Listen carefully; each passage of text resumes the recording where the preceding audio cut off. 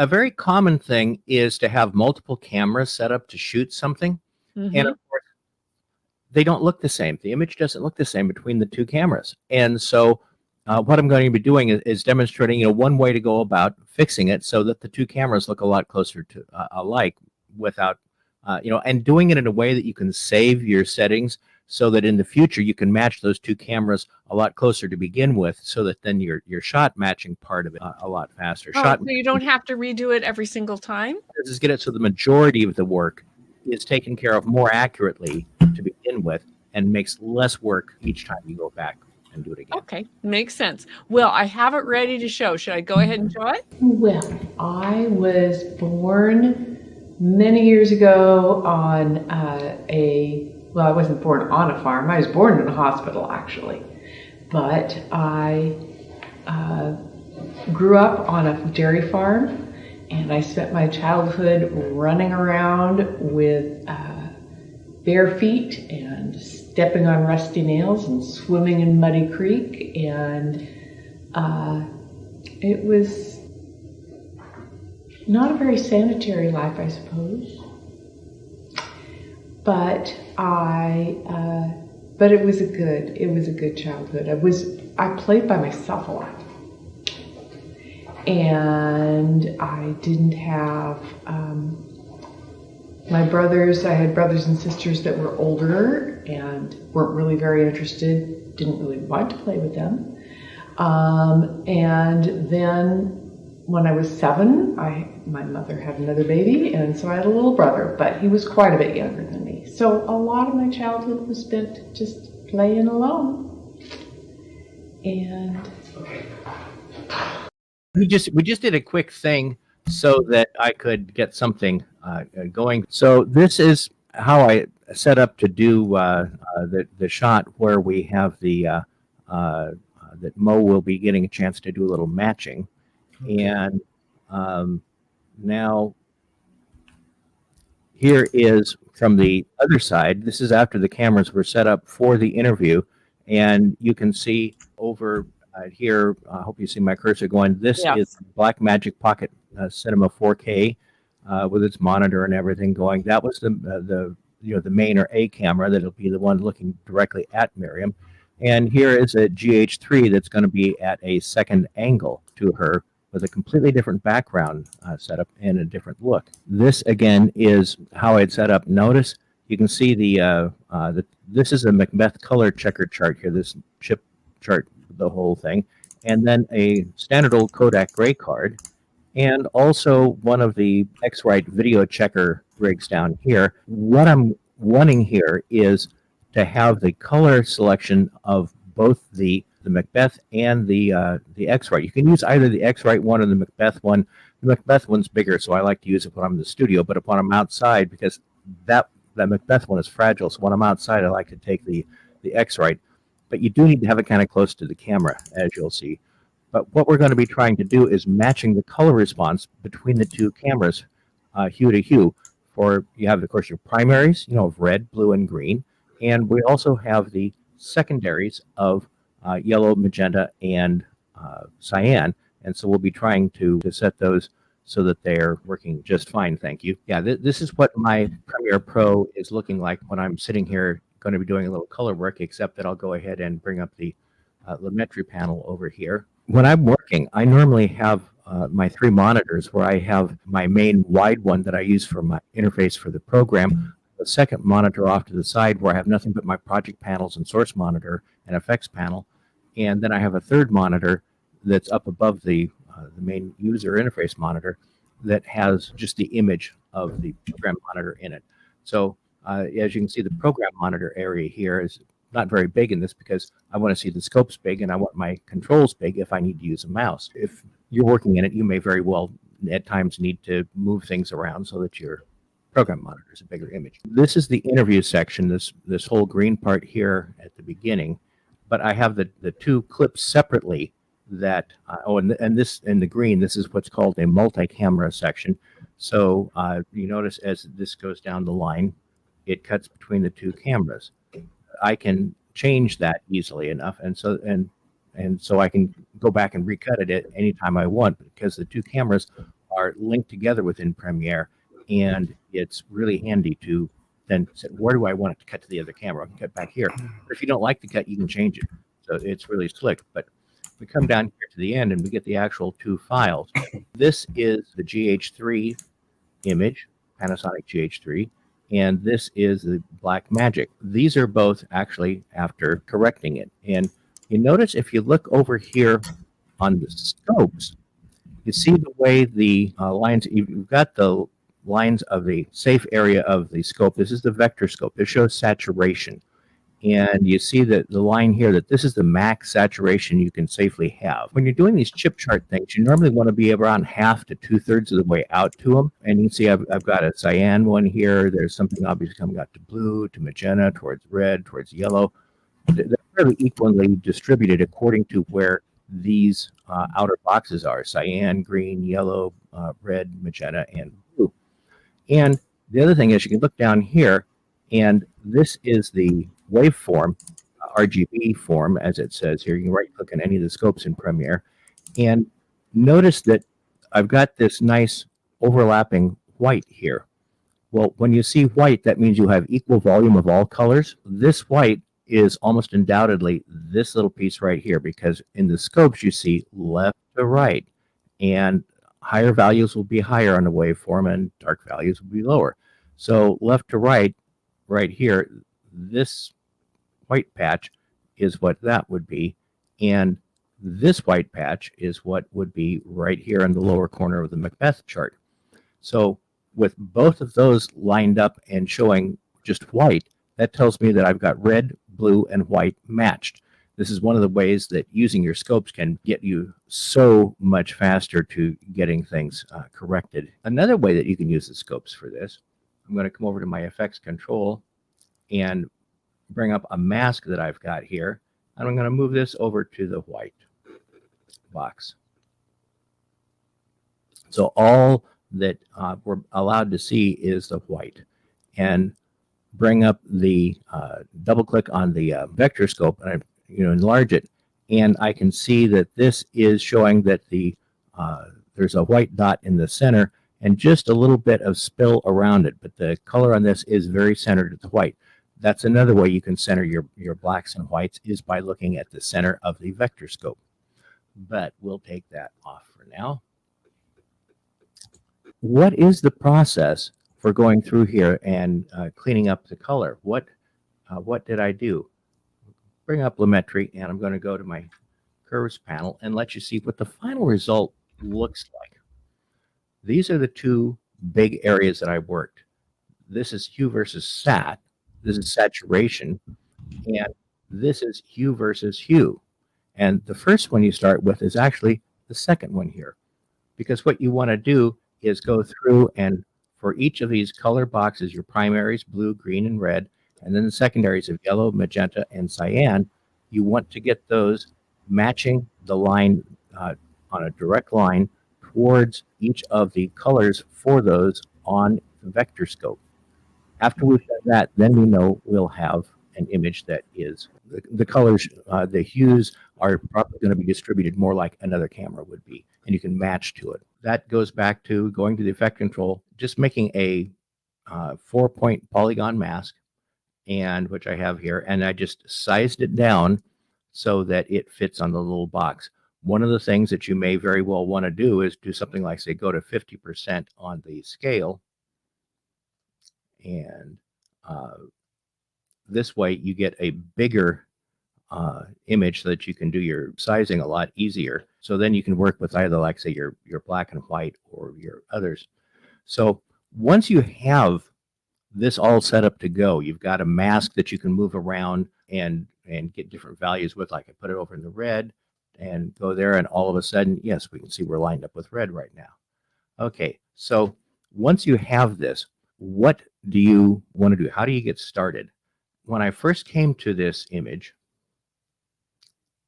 this is what it looked like. It's a little yellow, kind of yellow, and maybe a little almost green or something, and the colors aren't really that well arrayed around. The very first thing to do is to set your black and whites. You go over to Basic tab, you would work with your controls here to set your black and white values where you want to go. And then you would go to setting the other controls. And we're going to have Mo do this. Now, I've already done one image, and I've had Mo download onto his computer some of these images. We're going to go over to his, and I'll be directing. I'm going to throw in a plug here for LucidLink. We've mentioned LucidLink before, but we use that to share files all the time, and it is fantastic because it just happens like instantaneously. Whether Neil's sharing a file with me and he's just down the hall for me, or Mo's sharing a file from, South Africa, it's just instantaneous. It's awesome. So now if you just go to that edit line between them, you can just hit your left and right arrow keys and bounce between the two images, okay?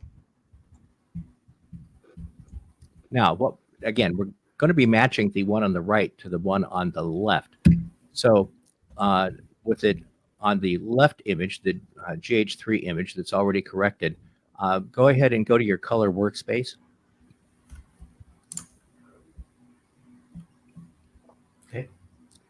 Okay, now looking at that, you can see where the white points are. They're right about 80, looks like. Yes, about here they're about 50, and here, yeah, these are about 80. Yes, correct. Yeah. The upper white point is about 80. Okay, now go over to the other image. Just hit your right arrow. Oh, I'm sorry. Let me just do that. Okay, cool. There you go. And now notice that they're not lined up and they're not at the 80. So yes, we have a couple different ways we could line them up. And one of them is by using the white balance control, which in here in the basic tab, which you actually have to use two controls to do it. You have to use the temperature and the tint. And the other thing that we could do is to go, and this is doing it manually. You can always hit the auto and it might work. And especially in a case like this, the auto white balance might work. So you can go ahead and click that and see what it. Okay, so which clip am I doing it on? On the second one. Second. Okay, cool. Yeah, I don't like that reset. Okay. Undo that. Yeah. Okay. Now, there is a tool for doing color correcting for your white balance and color tasks that a lot of people don't think of using, and it's in the Creative tab. So go to your Creative tab. Okay. And it's the shadow and highlight tint at the bottom. And the nice thing is that you're adjusting both the temperature and the tint controls essentially at the same time. So go over to the highlight tint. And this is again on the second clip. Yes. On the second clip. And grab it in the middle and work with that. See if you can make the red, blue, and green there. That separate highlight that the top there. If you can make your red, blue, and green overlap.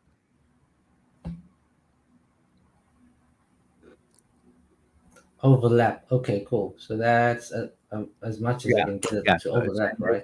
As they get overlap, they'll go to white. Oh, okay. Let me try. Oh, very interesting. So you can go horizontal and vertical, yes? Oh, there you go. That's white. Yeah. About white. Yeah, see, there you go. And so now you've got your white blocks are both white. Okay. That's interesting. Yeah. And now... Oh, I didn't even notice the whites here. That's cool. Yeah. So see, now you've got those. But, occasionally you can have a little bit of a color cast in the bottom. And that is a little harder to suss out in here. So what I'm going to have you do is probably widen out your... Yeah, so go to your effects controls there in your scope. Oh, okay, cool. There you go. Okay. Where you see the opacity, yes, you just click on the little square to make a square mask. Okay, cool. Now take the feather of that. You see mask feather. Yes. Scroll to the right or the left, so that's 0. Okay. 0. Okay. Now come back to the box, to your mask, and we want to make it a smaller mask and a bit narrower mask for some things. And so you can grab one at a time, or you can grab multiple at a time by doing it a little different way. But go ahead and just do it this way. How would you grab multiple at a time? Okay. Just do that. Okay. Just like that. Ah, And now, cool. and now that you got those two, Oh. yeah, but So, see, so we want to select a block, Neil. Am I correct? Just one block. let's go ahead. We can size it and very handily. So just go ahead and make it. Do what you did the marquee select where you click from well outside and just okay. Now move those two over closer to the left ones. A little bit more. And now go outside it and okay, you can bring those over a little bit. Okay, now just from any corner, when you see the little rotating thing, when you got, okay, now hit the shift key. Yeah. And if you're holding the shift key and now you move in or out, you can size the whole thing, make it smaller. So go in and make it smaller. And one of the other things that may help here at this point would be on your magnification scale, which is the left side bottom of the program monitor. It says fit right now.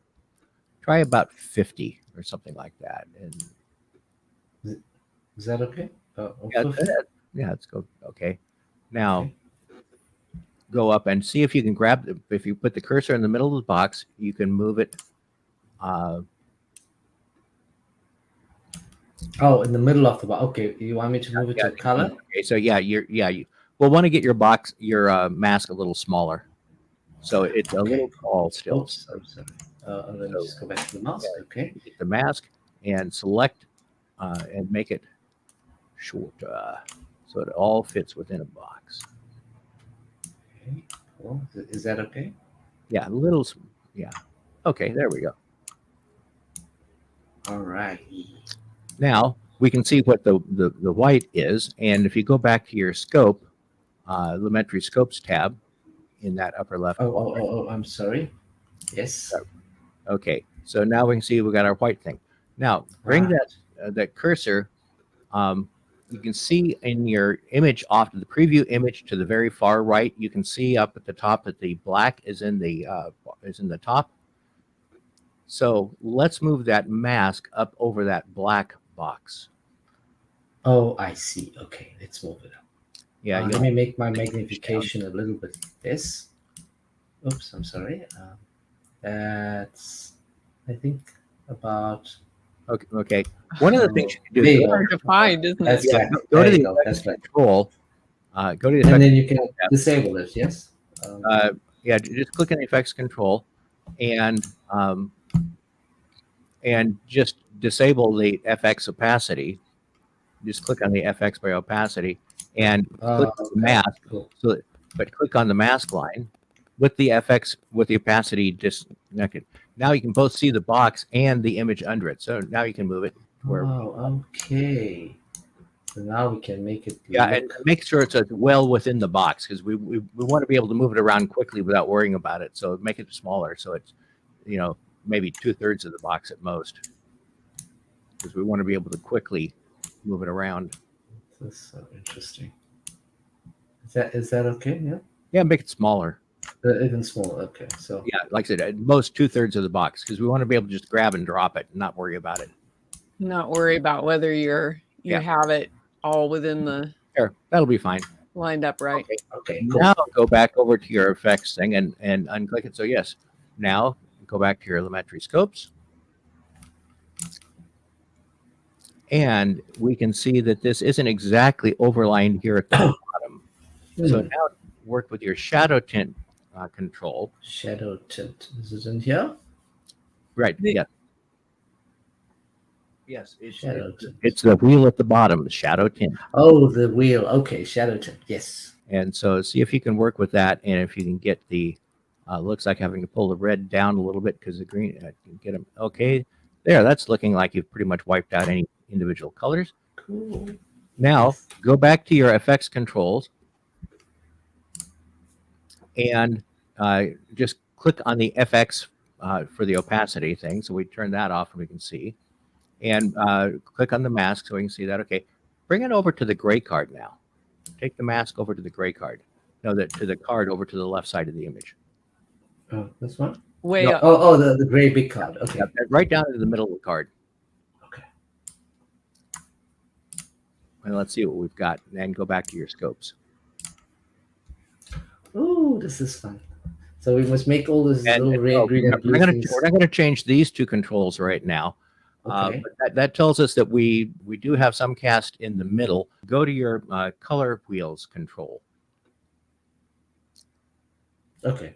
Color. Your color wheels tab. Okay, the middle one, the mid-tones, and work with that until you get them lined up.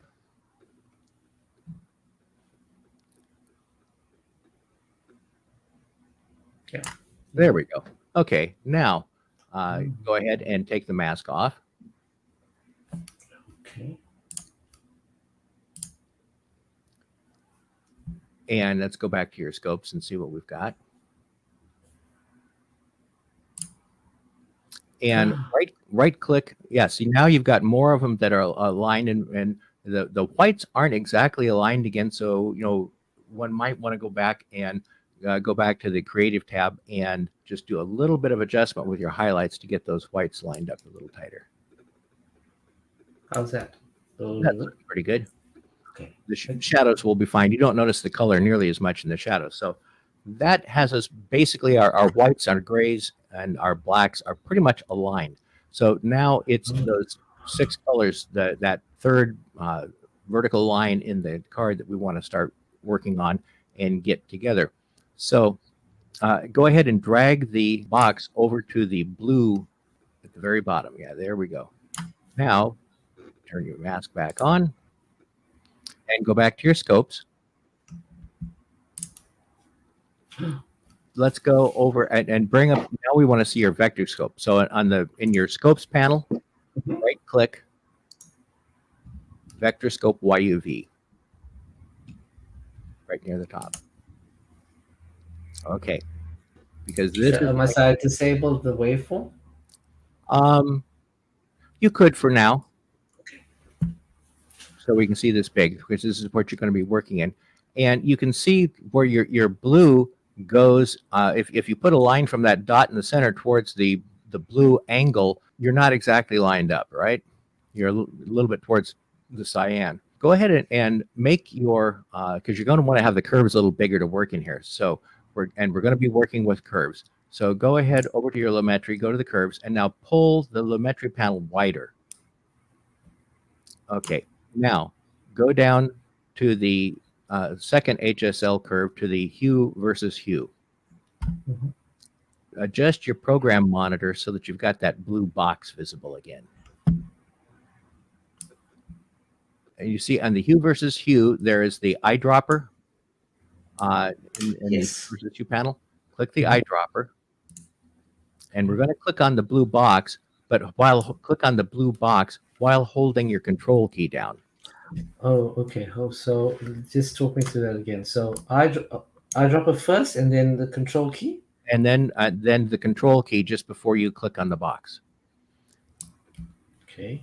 And what the control key does is, if you don't use the control key, you get a 1-pixel selection. If you're holding the control key down, you get a 5x5 pixel selection, which is a much more accurate one.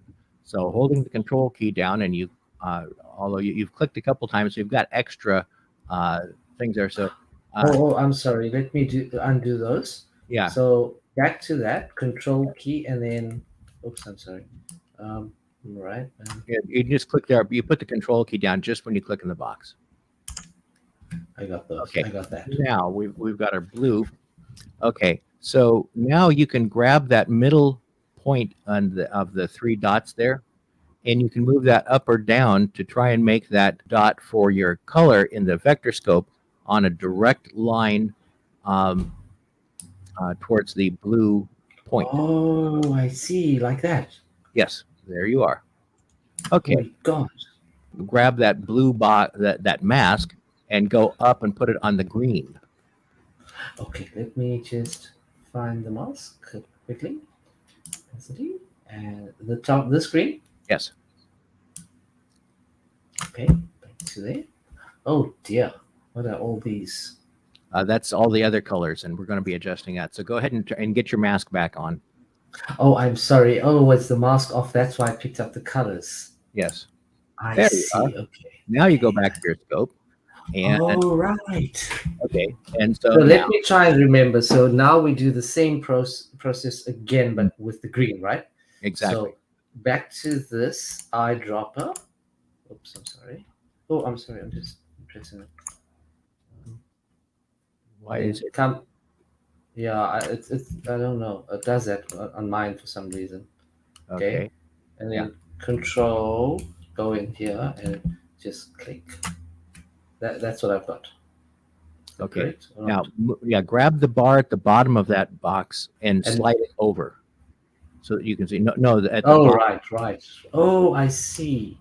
But it's but it goes. Yeah. Oh, well, So now you here. can see. Okay, now you can see your green ones clearly. Now, I thought it was this one on the right. Okay, cool. Okay. now move the green one, the middle there, and make your green line up with the green. Can I ask you a question, Neil? Sure. With the blue, there were 3 dots, right? Right. And with the green, there's 3. So I guess this was the first one. Yes. Yeah. And That's the then part. Yeah, and then that's the second and third. so it's always the middle dot. The middle dot that you grab. Yeah. Yes. When you add 3, it's the middle dot you'll want to work on. So Okay. So you want me to do this and get? Oh, it's it's not moving. I don't know. Oh, there. That one's moving. okay. So move that back to the middle Okay. and set another one. That did something really kind of bizarre. So set another one out. Go a little bit more to the left, a little farther than that. Not quite that far. Right about there. Okay. And now move the middle one. Let's see. Now the middle's not moving. You know, I've had a thing. Let me try this again. Right. I'm sorry. Right. Go ahead. Yeah. Go ahead and try it again. I don't know. Maybe it was the eyedropper that I'm not sure. So you see when I click my eyedropper, I have to do that. Yeah. Kinda- Holding down no keys when you click on the eyedropper, just by itself. yeah, no keys. Okay, and then Control in there. See, oh, there's greens. Yeah. So Yeah, now, there you go. Oh, there. I see. All right. Yeah, they So were is a that- lot closer to the blue before. Yes, Yeah. they were. I don't know why. Yeah. But Yeah, when I think it's the eyedropper. Is that now like this sort of Yes. line that's pointing yeah, from the middle? that's lined Okay. up very nicely. Okay. Okay. So now let's go up and do the red. Okay. So now you're not going to tell me, right? I guess. Hopefully. Well, we'll see how well you do. Yeah, the effects control. Yeah. All right. So now effects. Where's it gone? Oh, where's it gone? Where's What? my effects? Oh, it's on the click on the tab on the effects controls. It's on the source. Click on the effects control up there to the top. Click on the effects control again. Yeah. And Oh, but right. No, right. you got the 2 tabs Oh, there. yeah. Sorry. I'm sorry. I've got 2. Okay. That's one, right? So. Yeah. Okay. And then the mask. Let's take it away. What color shall we do on the mask? Go up to the red next. Okay. The red. Let's take away that. Okay, cool. Then we go back to the scopes and look at the red. Then we go in here again, hue versus hue. Click on that. Hopefully, it works this time. And then click there. Oh, we've got 3. That's cool. Yes. But the red looks pretty cool. I like. Yeah, get the Kind of red spot just on, lined right? up. There. Okay, Ooh, that's very good. nice. So that's And- red, green, and blue, right? Right. And now you can just grab the mask right And now move it. Yeah. and move it. Where would Straight you up. like to go? No. Oh, okay. So From red the straight red up. Straight up to the yellow. Okay. And The with your same scopes thing. back on. And rinse and repeat. Come on. It says eyedropper. Okay, go. Let's go. Control again, and oops, that disappeared. Let me just get that again. Okay. But now my control is just not.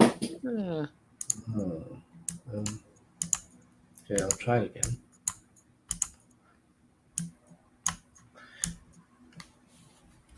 There it goes. Okay, so this will be yellow on this side. Where are the yellows?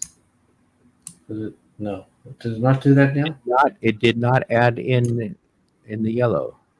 Let's try again. Are you holding other modifier keys down when you're No, clicking? I'm holding nothing. This generally Yeah. does this. It should do it now. There you go. There we it is. go. Okay, Okay, now yellow.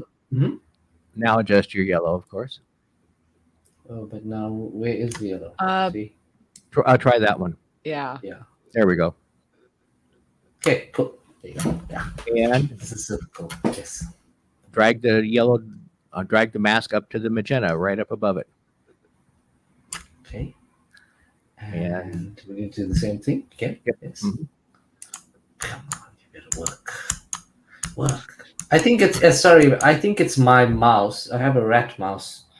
That kind of. Okay, so there's the magenta, right? Uh-huh. Oh, but that doesn't. That's not the I think middle it's the one. second one. Yeah. Oh, there you go. Yep. Neil, is there any way to move this closer Yes, or we'll not? do that next. Okay, We'll do that okay. next. So that's kind of lined up from what I'm Yes, seeing. you've got it lined up nicely. So now drag the mask up to the cyan, right Is up that above just the about? magenta. Okay. And Neil, do you run a course like this? Because it's so cool. So there's a whole lot of dots here, right? So I don't know yeah, which it's going to be kind of fun. Nope, not that one. I control. Why are click. there more dots? I don't know. Control click on some of those. Get rid of them. Just get the cursor over some of them and control click. Over these? Can I draw over some of these? those dots. Get rid of some of those because you can't work that. So just hold the cursor right over one of those dots and control click, and it should go away. Hmm. Hold down control and click on it. Oh, okay. I'm sorry. Did you say control? The Yeah. reason this is happening is control is command on a Mac. Oh, right. Command. Right. Right. So I've been holding control and nothing's been happening. Okay. Do I delete these as well? Don't do those. Go out Okay. to the ones to the left there and take off a couple more of the ones of the there. Is that fine? Okay. One more? Oh, Now- that's fine. Yes. Yeah, we can leave that one. Now let's go ahead and magenta is fine. Yeah, there we go. Very good in the magenta. Okay. Now let's go back. Take that up to the cyan up above. Okay. Let's hope And- this thing works. See? I need to. Oh, sorry. I'm just gonna undo that. Yeah. It's not that one. I can delete the ones we don't need. I guess it's not. It's not anything to do with Premiere. It's there you go. That's the one. We have it if you drag it up and down, we have them all aligned for the color. So now we're going to fix the saturation level. Okay. Okay. So now while we're here at cyan, what we want to do is get them so that it's about half or maybe just slightly over halfway to the box at this point. And the cyan one looks fine. So drag it down to the next box below in the program monitor. Drag your mask down. Yeah, the mask in the Oh, program. I'm sorry. Where should I drag it to? This one? To the magenta. And that one could go out just a little bit. Not a lot, but Okay. just a little bit. So you'll Yes. want to go to the hue versus sat panel, which is that top color panel there. And again, click on the eyedropper. So now grab that middle one. And we want to increase magenta just a little bit. Ooh, okay, so I'll undo it. You tell me how much. Just take it out so it's just a little bit more. You want to have it just past halfway out to the colors block, so that'll do fine. Okay. Now, pull it down and let's do the yellow. And notice the yellow is way out. We need to pull Okay, so the saturation is way out at this point, right? Yeah. Oh man, come on. Oh no. I don't have to control click it, Neil, though. When I go to control, it's giving me the hand icon, but if I just click on it, I'm getting the 3 points. Yeah, you can get the 3 points. I just like the command click gives you the larger sample area, so that's fine. Okay, I see. So- So now this we must kind of bring down. How much do That you want to bring down, maybe some more. Bring it down right about there. So is it just experience that tells you that usually they should be about halfway? Yeah, it's about halfway means that then you can go ahead and you can adjust saturation and you increase saturation evenly if your Okay. yellows are way strong and you start increasing saturation, the thing you will most notice is increasing your yellow saturation because it's the most saturated. Got it. Okay, so just do the move on down to the, what is it? The red one is next. Red.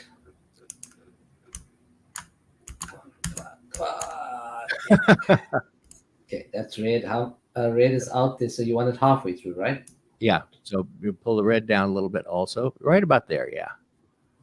And Cool. Yeah. now, Let's bring the box. Is that right? Yes. Yep. Oh, okay. Then the green. Yes. mhm. Oh, I could sit and do this all day long. Okay, so we got green, and green is about halfway, just a little bit more, maybe. Yeah, we want a Think. little bit more green. Okay, is that cool? Yeah, right about there. Cool. And then there. Pull the blue in just right to about there. And Now, what happens, Neil, if I do this as an example, right? Well, you notice that the colors vary left to right. What you Yes. do is you're just changing where your center of your motion is going to be. And so being as this is, you know where we want it to be, you want to move it right there because you want that color, that specific hue moved. Yeah.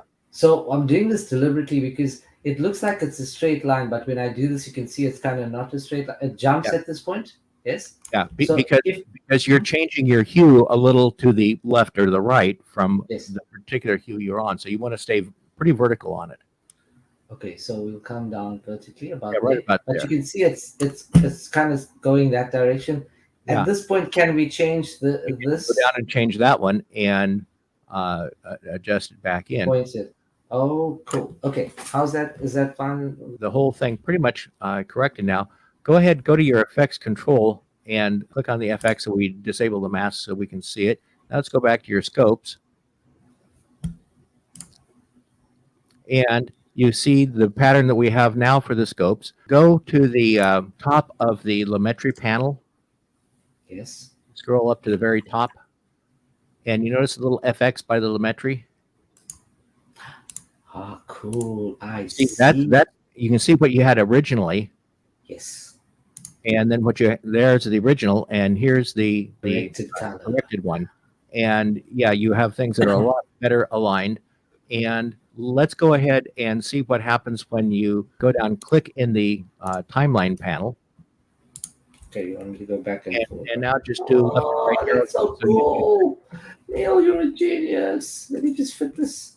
I can't believe what I'm seeing. It's insane. Oh my God. Oh my God. And now you notice how much closer the two are together. Hey, You could, they of course, are. at this point, work at trying to really match them even a little tighter. But this kind of thing, your colors are arranged better, and you can now see how to do your shot matching. And if you take a camera and Yes. you shoot charts like this, and so that you have Lumetri presets you can make for them, you can save this as a LUT, you can save it as a Lumetri preset, and then you can drag and drop it on other images because you see what you can do once you've done this is, we've got that interview with the two cameras. Mm-hmm. If you simply take the one that's have the correction that's for the GH3 camera, and I then apply that to the source tab of the GH3 camera, then it corrects all instances of that on that multicam sequence to whatever the GH3 camera is set. If you do the same thing B-RAW does. Now yours is you have corrected the B-RAW. So you could come over here, copy the Lumetri, Right. Got it. B-RAW uncollect Blackmagic B-RAW source clip MOV. Drag that onto your timeline. Source clip. Okay, must I put that on the timeline? Uh-huh. And then paste the Lumetri on? Yes. Oh, cool. Look. Ah. Sweet. Sweet, Yeah. sweet. And that will come a long ways towards matching the other camera. You have a more realistic color, and you also will be much closer to the other camera that was already corrected this way. So if we go back to color, right, and we on this one that we if I need to start a new color here, a new color correction, I'm still seeing these. Mhm. How do you change to working with this clip's color now?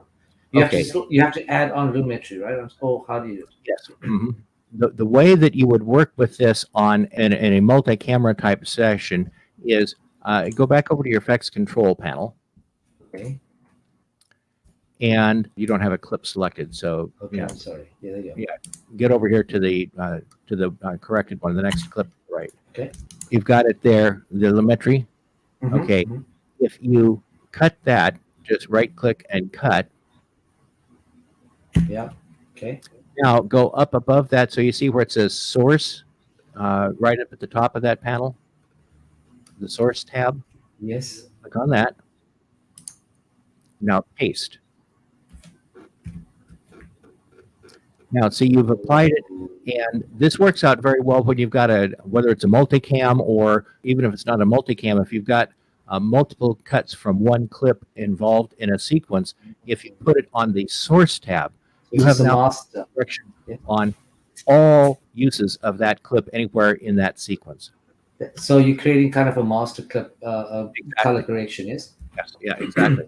And now to do your regular color correction, if you're doing Yes. further color correction to do further matching on that clip, then do that on lumetri with the timeline clip activated. It's the other one up there at the top. It just has the name of the clip.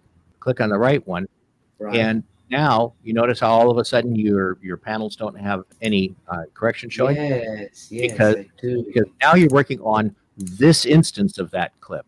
In the source, you're working on all instances of that clip. I see. Okay. I see. That makes a lot of sense. And in in this situation, as an example, if you want to make a lookup table or that, how do you make this? To save that, you go up to that 3-bar menu at the by lumetri color, and you can export. You can save a preset, or you can export a A look file. look or a cube file. A cube as well. So you can do a cube as well, right? You can also do a cube. A cube is a type of LUT, of lookup table file. You know, There's Okay. all kinds of Right. LUTs. Okay, so I've exported a cube, right? Mhm. Now, if I wanted to apply the cube, The way I recommend applying cubes, if you're going to apply them, is to go to the Creative tab of lumetri, okay, and there's that drop-down list at the top.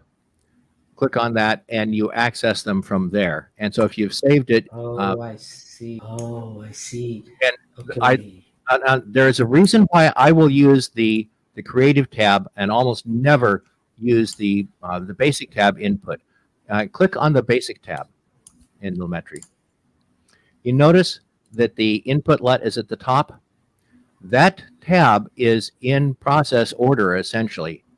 There's only one thing in there that's processed differently, but everything else is processed top down. Go ahead and just click away from the LUT line. Oh, I'm sorry. Yeah, because as you see, everything else is so that the LUT is applied, then all of the white balance is applied at the end. Oh, But the LUT is applied, and then it goes to exposure and everything like that. Now, I a lot see. of With times, creative, it's different. yeah, with Creative tab, you have the first you can set the intensity of the LUT with that slider down right below the image there. But the other thing is, now that you've got the LUT here, there's a lot of times when, of course, a LUT is a lookup table. It's colorists call it the dumbest math out there. It's just take this, if it's 26, 28, 32, and make it to 28, 28, 28. That's all it does. And if that ends up clipping your whites or crushing your blacks, or if your saturation gets too intense, if you apply that first before you have any other controls, you've lost that data. Apply the LUT in the Creative tab, however. Now you can go back to the Basic tab, and you can adjust the exposure of the clip prior to the LUT, because that's processed before the Basic tab. Any of the corrections you make in the Basic tab here are applied before the LUT is applied. So if your LUT I is clipping see. something, you can bring your exposure down, you can lift your shadows, you can change your saturation or whatever, so that you're not clipping or crushing or oversaturating anything with the LUT. And this is called trimming a clip into the LUT in colorist speak. And so that's why I always recommend putting the LUT in Lumetri in the Creative tab.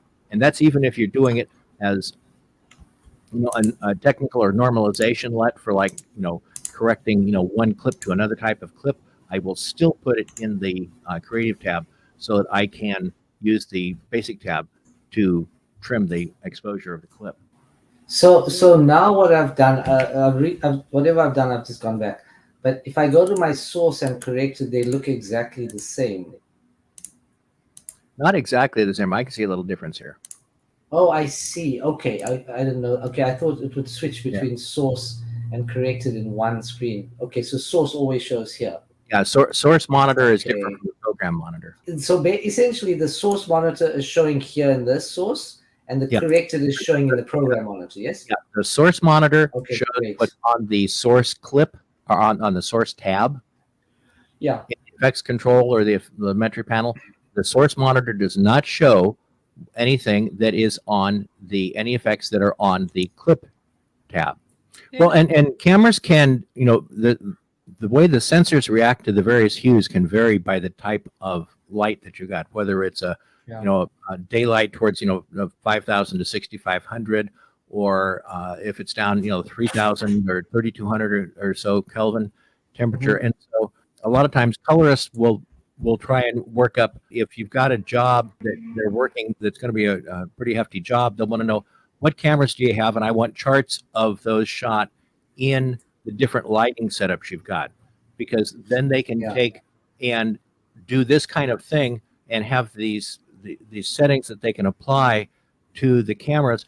And you can try and do shot matching, but if the cyan color in one is shifted around that color wheel from the cyan color of another camera, shot matching is really, really difficult to do, to really pull off well. Well, look, when I shot TV commercials, the DP is there, and when you do the camera test, you got the color charts and all of that. But the intricacies of coloring, as you've explained it, which I'm sure just scratches really the surface, there's so much more, is totally fascinating.